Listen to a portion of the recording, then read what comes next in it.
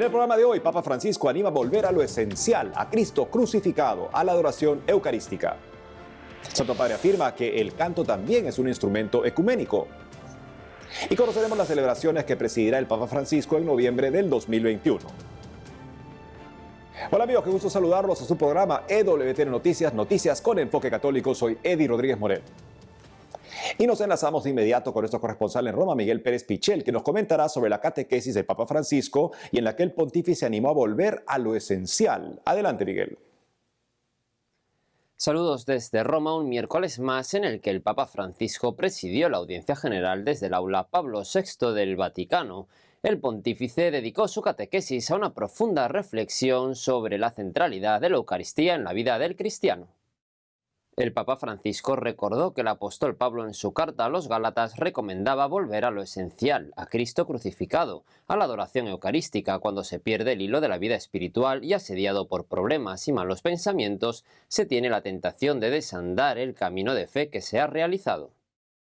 En esta catequesis reflexionamos sobre la centralidad en la predicación de Pablo del misterio del Cristo, de su muerte y de su resurrección.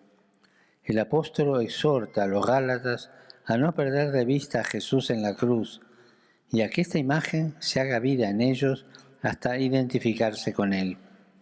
Es un llamado que nosotros debemos acoger, abrazando la cruz de Cristo y adorándolo en la Eucaristía, donde lo contemplamos muerto y resucitado, entregado por nosotros para darnos la vida verdadera. En su catequesis, el Papa Francisco recordó que es el Espíritu Santo el que guía a la Iglesia, y la Iglesia por su parte está llamada a obedecer al Espíritu. Es el Espíritu Santo quien guía a la Iglesia y nosotros estamos llamados a obedecer su acción. Son palabras que el Papa Francisco pronunció en su catequesis de la audiencia general de este miércoles. El Santo Padre animó a no perderse en burocracias dentro de la Iglesia e insistió en que la vida del Espíritu expresada en los sacramentos no puede ser sofocada por una burocracia que impida el acceso a la gracia del Espíritu. En esa oración recibiremos el mismo don que Jesús entregó en la cruz, el Espíritu Santo. Él, que transforma los corazones y guía a la Iglesia, renovará nuestra comunidad, nos dará la fuerza para combatir el mal, es decir, todas esas obras que nos impiden ser de Dios y nos alejan en la mundanidad de nuestros deseos, esclavos de nuestro egoísmo, y nos concederá unos frutos generosos de amor, gracia, paz, paciencia, gentileza, bondad, fidelidad, humildad, dominio de sí. Saludo cordialmente a los fieles de lengua española. Los animo a hacer este pequeño ejercicio. Relean la lista de los frutos del Espíritu Santo que encontramos en Gálatas capítulo 5, versículos 22 y 23. Capítulo 5, versículos 22 y 23. Vean si se corresponden con la propia existencia de cada uno, es decir, si nuestra vida se dejó configurar con Cristo al que contemplamos muerto y resucitado en la imagen de la cruz y en el misterio de la Eucaristía. Si nuestra vida se ha dejado transformar por el Espíritu para ser ella misma una Eucaristía, don y acción de gracias para la gloria de Dios y salvación de la gente. Que Dios los bendiga. Muchas gracias. Desde Roma, por el momento, esta es toda la información que tenemos. Informó para EWTN Noticias Miguel Pérez Pichel. Gracias, Miguel, por la información. En otros ámbitos, el Papa Francisco afirmó que el canto también es un instrumento ecuménico. Veamos. Hace poco el Papa Francisco afirmó que cantar une, en un mensaje que envió a los participantes en una peregrinación ecuménica en Roma y que los saludaron con un canto comunitario. En el coro nadie está solo. Es importante escuchar a los demás. Yo desearía esta voluntad de escucha para la Iglesia. La estamos aprendiendo de nuevo en el proceso sinodal, aseguró el pontífice. Asimismo pidió a los participantes que escuchen también la melodía de Dios en sus vidas, la que el Señor ha compuesto, y que abran no solo los oídos, sino también los corazones. Además, dijo que quien canta con el corazón abierto, quizás sin darse cuenta, ya toca el misterio de Dios, un misterio que afirmó es el amor que en Jesucristo encuentra su sonido espléndido, pleno y singular. Finalmente, el Papa hizo el llamado a prestar siempre escucha a la melodía de Dios en la vida de cada persona, pues como de muchas voces se forma un canto, así también se forma el ecumenismo en Alemania y en muchas otras partes del mundo, aseguró el Sumo Pontífice.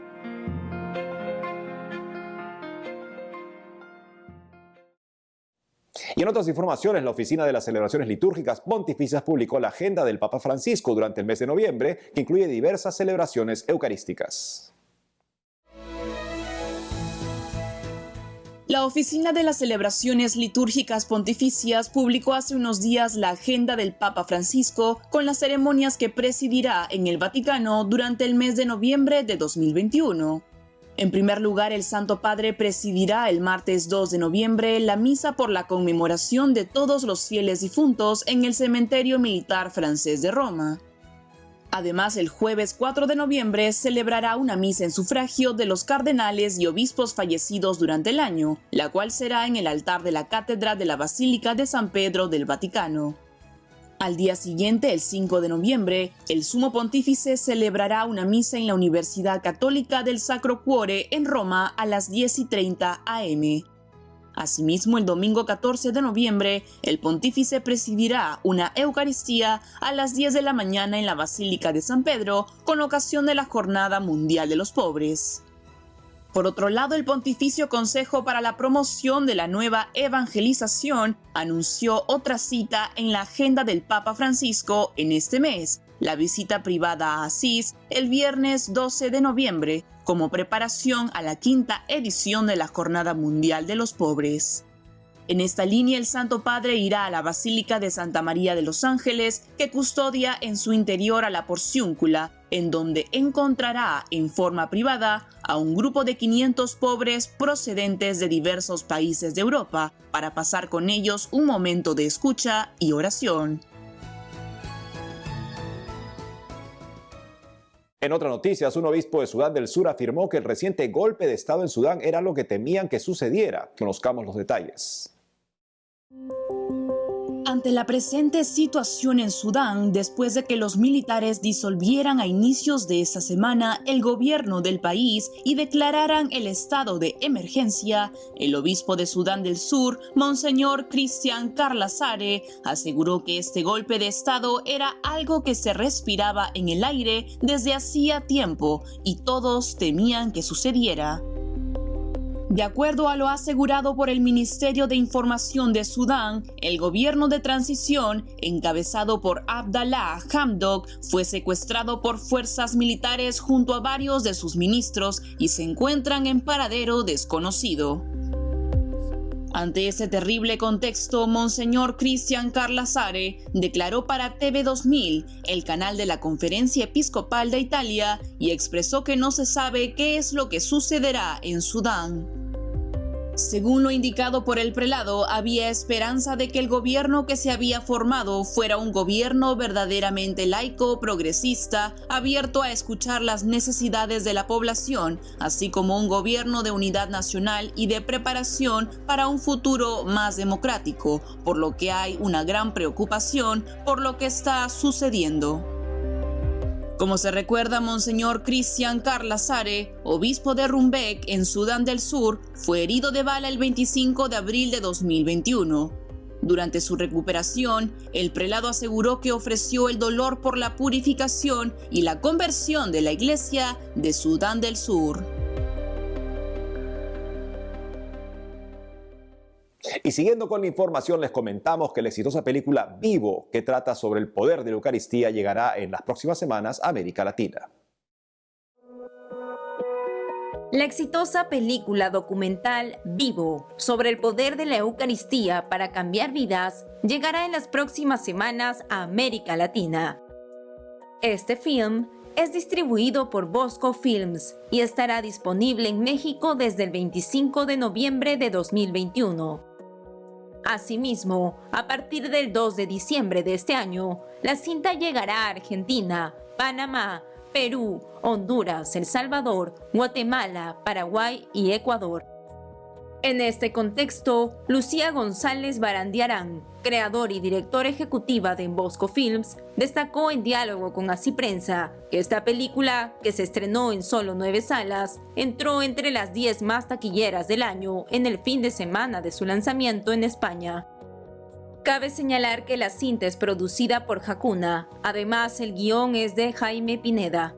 Al respecto, Lucía González Barandiarán aseguró que están ilusionados con la llegada de En Vivo a América Latina y que creen que, como ya ha sucedido en España, va a tocar muchísimos corazones. Finalmente alentó a que las personas pidan la película en su ciudad o país a través del sitio web www.vivolapelícula.com.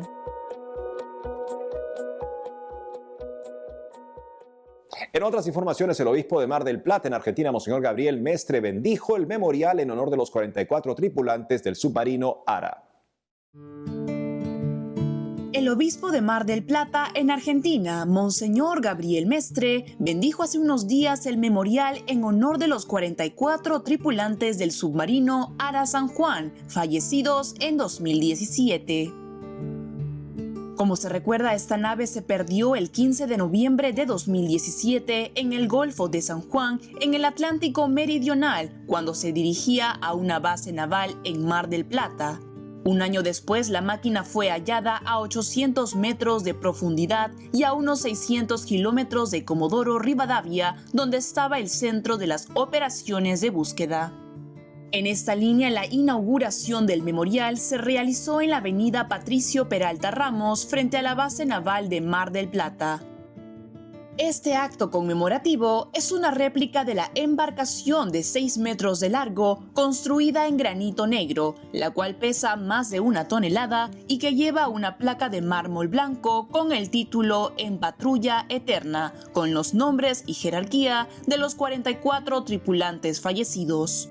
Es preciso mencionar que en el memorial participaron familiares y amigos de los miembros de esta embarcación, el jefe del Estado Mayor de la Armada, Julio Horacio Guardia, y el intendente local, Guillermo Montenegro. Finalmente, Monseñor Gabriel Mestre pidió también que el monumento sirva para ser hombres y mujeres de memoria y, a la luz de la fe, asumir el dolor, animar el respeto y fortalecer la memoria.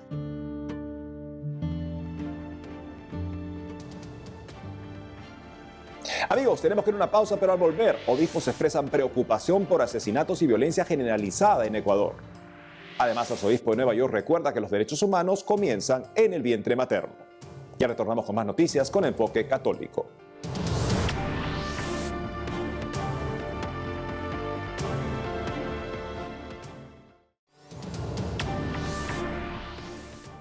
Bienvenidos nuevamente al programa. Y en Ecuador, los obispos del país expresaron su preocupación por los asesinatos y violencia generalizados en esta nación. Veamos los detalles. En un reciente pronunciamiento, el Consejo de Presidencia de la Conferencia Episcopal Ecuatoriana expresó su preocupación por la violencia e inseguridad ciudadana que se vive en todos los rincones del país. De acuerdo a lo manifestado por los obispos, el incremento de esta situación, el dolor y la preocupación vivida por las muertes sangrientas en las cárceles y en las calles han enlutado al Ecuador entero. Y es que, según fue informado por el gobierno ecuatoriano, entre enero y octubre del 2021 se registraron casi 1.900 homicidios intencionales en el país, mientras que en 2020 fueron casi 1.400. Al respecto, el medio DW precisó que la principal causa de la violencia es la creciente presencia de carteles de narcotraficantes mexicanos rivales y la lucha por el dominio de las rutas de tránsito del comercio internacional de drogas. Como se recuerda, el pasado 28 y 29 de septiembre se desató también una masacre en la penitenciaría del Litoral en Guayaquil que dejó, según datos de la Defensoría del Pueblo, 118 personas fallecidas y 86 heridas, un episodio que fue también condenado por los obispos en su momento. Ante esta situación en el país, el presidente ecuatoriano Guillermo Lasso declaró el estado de excepción a nivel nacional durante 60 días y ordenó que policías y militares se movilicen en las calles para enfrentar el crimen. En este sentido, en su reciente pronunciamiento, los obispos extendieron sus oraciones e invitaron a todos a hacerlo para que la fraternidad, la democracia y la solidaridad sigan formando parte de los valores comunes en la nación. Asimismo, se comprometieron como Iglesia Católica a sostener toda iniciativa que, reconstruyendo el tejido social, favorezca un Ecuador de paz, de justicia y de igualdad para todos.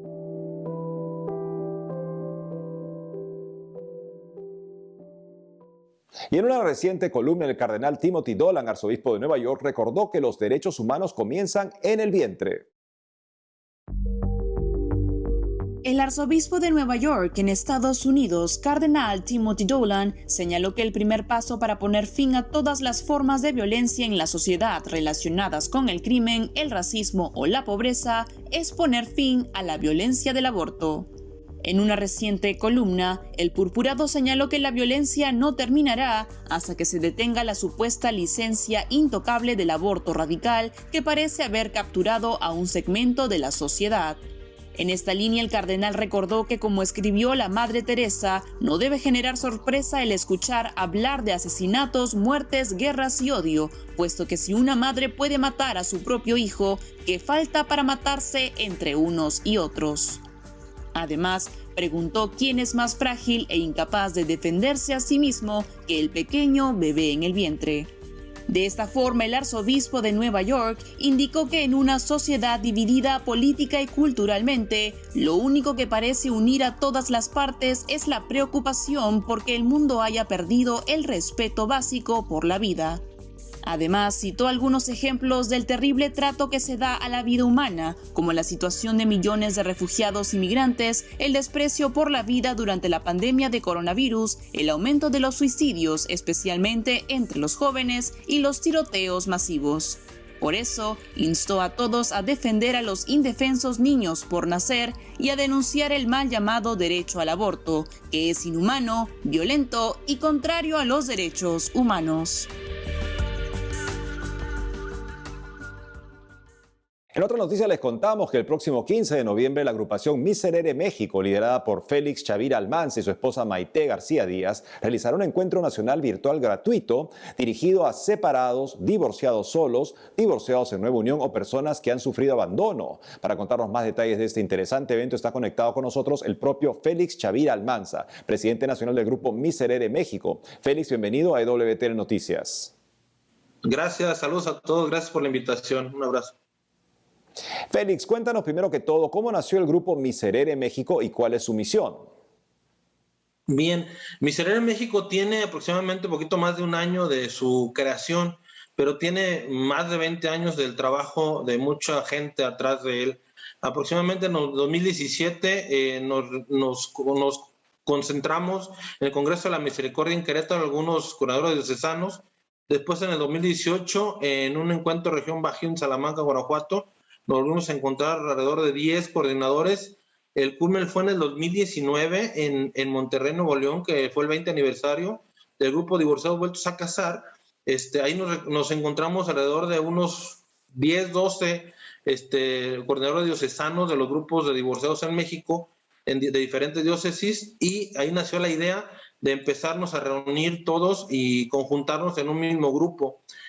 Trabajamos alrededor de medio año, un poquito más de medio año, en donde se realizaron varias actividades y liderados o apoyados por el padre Oscar Lomelín, que es parte de la Conferencia del Episcopado Mexicano. Él nos ayudó mucho para poder ser reconocidos por esta entidad, y el 16 de octubre nos dieron una carta por parte de la Dimensión Familia de la Conferencia del Episcopado Mexicano, reconociéndonos como un grupo que atiende a los separados o divorciados en nueva unión o vueltos a casar de todo México. Bueno, nuestra misión principalmente es identificar y acompañar espiritualmente y de lado humano a matrimonios con las familias que se encuentran en esta situación de divorciados o separados, familias que están en reconstrucción, a personas que han pasado por el proceso del divorcio civil o separación y contraen una nueva unión bajo la luz y el amparo del magisterio de nuestra Madre, la Iglesia Católica.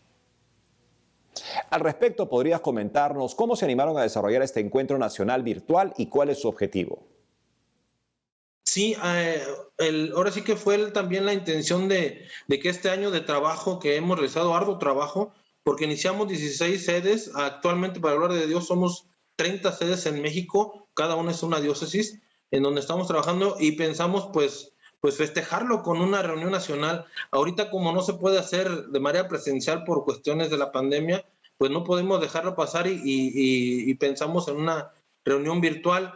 El objetivo de esta reunión es llegar a todas las personas que se encuentran en esta situación de divorciados en nueva unión o vueltos a casar, es que sean detectadas, contactadas, invitadas, aceptadas y se integren o se vuelvan a reintegrar a las actividades de la iglesia y tengan un encuentro personal con Cristo, dándoles una nueva esperanza, renovando así su vida con amor paterno, generando una conversión, fortaleciendo su espiritualidad y formación humana a la luz del Espíritu Santo, poniendo a su alcance y al de su familia los medios de salvación y colaborar con Cristo para que tengamos vida y la tengamos en abundancia.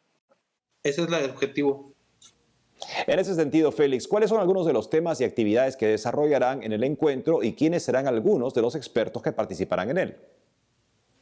Bien, algunos de los temas, uno muy importante es la familia Miserere en Amores Leticia.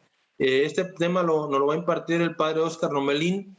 Después también tenemos el tema San José, patrono de la Iglesia, padre adoptivo de Jesús. Este tema nos lo va a impartir el doctor presbítero Jorge Menéndez, el padre Manito. Después también viene el tema Jesús el Hijo hallado en el templo. Este tema nos lo va a compartir la hermana religiosa, licenciada Jocelyn Arévalo. Ella es de Venezuela, ya tenía años trabajando en México. A las 3:20 después viene un tema que es María, Madre de Todos, Virgen de Consuelo y Esperanza. Nos lo va a impartir el padre Mariano Montes Huerta, también de Puebla. Él es de Puebla. Y el tema La Sagrada Familia, modelo para la familia Miserere, por el presbítero licenciado Diego Querles de Argentina. Esos son los temas principales que tenemos. Finalmente, Félix, por favor invita a aquellas personas que deseen participar de este encuentro y comenta cómo pueden hacerlo. Bien, hermanitos, pues este es un evento para ustedes, para todos los que nos encontramos en una situación difícil en nuestro matrimonio. Los invitamos a participar este 15 de noviembre. Es el encuentro nacional, como tema principal la Sagrada Familia como modelo para la familia Miserere, y pueden participar libremente sin ningún costo, sin inscripción, solamente ingresando a la página de Miserere México vía Facebook, y vamos a transmitirlo en vivo, Facebook Live, y en YouTube también, en el YouTube de Miserere México, estamos a sus órdenes. Félix Chavira Almanza, presidente nacional del Grupo Miserere México, gracias por habernos acompañado hoy en EWTN Noticias. Gracias a ustedes. Gracias. Y en el siguiente informe les mostramos algunas ideas para celebrar el Holy Winds, la víspera de Todos los Santos. La celebración de Holy Winds, cuyo significado es La Santidad Vence, es una iniciativa que nació en París en 2002 con el objetivo de celebrar el 31 de octubre, la víspera de Todos los Santos. Con el tiempo, esta actividad católica se extendió a otros países europeos como España y al resto del mundo. Ese día, las parroquias y comunidades católicas se reúnen para celebrar misa, participar en adoraciones eucarísticas y encuentros de oración, así como en actividades lúdicas para fomentar la participación de los niños, jóvenes y sus familias. Por ejemplo, es costumbre disfrazar a los niños de sus santos favoritos y reunirlos para hablarles sobre estas vidas ejemplares y recordar el llamado a la santidad. Si bien este año la participación física en la comunidad parroquial puede verse limitada debido a la pandemia del coronavirus, es posible festejar esa fecha en el hogar. En ese sentido, entre algunas ideas para celebrar Holy Winds, las familias pueden optar por disfrazarse de sus santos favoritos. Además, Toda celebración suele estar acompañada de comida, por lo que se podría aprovechar este día para cocinar en familia y preparar postres alusivos al oficio o actividad de la que un santo es patrono. Otra sugerencia es la de fomentar actividades lúdicas sobre los santos, decorar el altar del hogar y rezar en familia.